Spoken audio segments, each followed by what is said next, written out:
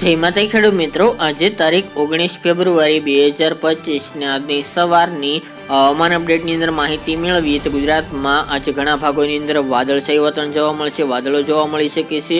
તો તેની માહિતી મેળવશે. એક ફરી વેસ્ટર્ન ડિસ્ટર્બન્સ આવી રહ્યું છે, જેના કારણે ગુજરાતમાં તેની અસર કેવી જોવા મળશે. તાપમાનમાં વધારો થશે, ઠંડી ગાયબ થશે. તો ગુજરાતમાંથી હવે શિયાળાની વિદાય થઈ રહી છે. સાથે જ હવે ગુજરાતની અંદર ઉનાળાની એન્ટ્રી થાય તેવી સંભાવના છે. પવનની પણ માહિતી આપણે આ વિડીયોની અંદર મેળવીશું. ચેનલમાં નવા હોય તો ચેનલને સબસ્ક્રાઇબ કરી નાખજો અને વિડીયોને લાઈક આપીને તમામ ખેડૂત ભાઈને શેર કરી દેજો. તો ખાસ કરીને મિત્રો વાત કરીએ તો ગુજરાતમાં અત્યારે ઋતુ પરિવર્તન ચાલી રહ્યું છે, જેના કારણે ઘણા બધા ફેરફારો જોવા મળી રહ્યા છે. અત્યારે તાપમાનનો પારો પણ ઊંચો જોવા મળી રહ્યો છે. તેની સાથે મિત્રો ગઈકાલના રોજથી ગુજરાતના અનેક વિસ્તારની અંદર વાદળો પણ જોવા મળી રહ્યા છે. એમાં ખાસ કરીને કચ્છના ભાગો હોય તેમજ પશ્ચિમ સૌરાષ્ટ્ર, મધ્ય સૌરાષ્ટ્ર, સૌરાષ્ટ્રના પણ ઘણા બધા ભાગોની અંદર વાદળો જોવા મળી રહ્યા છે. અમુક જગ્યાએ ઘાટા તો અમુક જગ્યાએ આછા વાદળો હાઈ લેવલના જોવા મળી રહ્યા છે. તેમજ મિત્રો ઉત્તર ગુજરાતના વાવ, થરાદ એ વિસ્તાર, હિંમતનગર, બનાસકાંઠાના ભાગોની અંદર પણ વાદળો જોવા મળી રહ્યા છે. આજે 19 તારીખ દરમિયાન પણ વાદળો અમુક જગ્યાએ જોવા મળે, હાઈ લેવલના તો અમુક જગ્યાએ ઘાટા વાદળો જોવા મળે તેવી સંભાવના રહેલી છે. પરંતુ ગુજરાતમાં કોઈ વરસાદની શક્યતા જણાતી નથી. ખાસ કરીને અત્યારે ઉત્તર ભારતમાંથી એક WD એટલે કે વેસ્ટર્ન ડિસ્ટર્બન્સ પસાર થઈ રહ્યું છે, જેના કારણે ગુજરાતના અમુક ભાગોની અંદર તેની અસર જોવા મળશે. ખાસ કરીને મિત્રો ઉત્તર ભારતના રાજ્યોની અંદર વરસાદની સંભાવના છે. ગુજરાતમાં તેની કોઈ અસર નહીં જોવા મળે.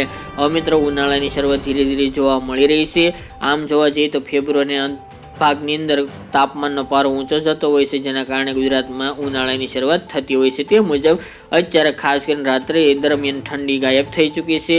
ઘણા બધા ભાગોમાંથી હવે ઠંડીનું પ્રમાણ સામાન્ય જોવા મળી રહ્યું છે. એટલે કે હવે જે રાત્રિનું લઘુત્તમ તાપમાન હોય નોર્મલ કરતાં વધુ એટલે કે 20 ડિગ્રી આસપાસ નોંધાઈ રહ્યું છે, જેના કારણે હવેથી ગુજરાતમાંથી શિયાળો વિદાય લેશે. જ્યારે બપોર દરમિયાન મહત્તમ તાપમાન પણ હવે ધીરે ધીરે ઉચકાઈ રહ્યું છે. એટલે 33 થી લઈને 35 ડિગ્રી તો અમુક વિસ્તારોમાં 36 ડિગ્રી પણ તાપમાન જોવા મળી રહ્યું છે, જેના કારણે ગરમીનો અહેસાસ પણ ગુજરાતના ખેડૂત ભાઈને જોવા મળી રહ્યો છે. ધીરે ધીરે ગુજરાતની અંદર પવનની દિશા બદલાશે, જેના કારણે ગુજરાતમાં ગરમ પવનો જોવા મળશે અને ગુજરાતમાં ગરમીનું પ્રમાણ વધે જાય તેવી સંભાવના રહેલી છે.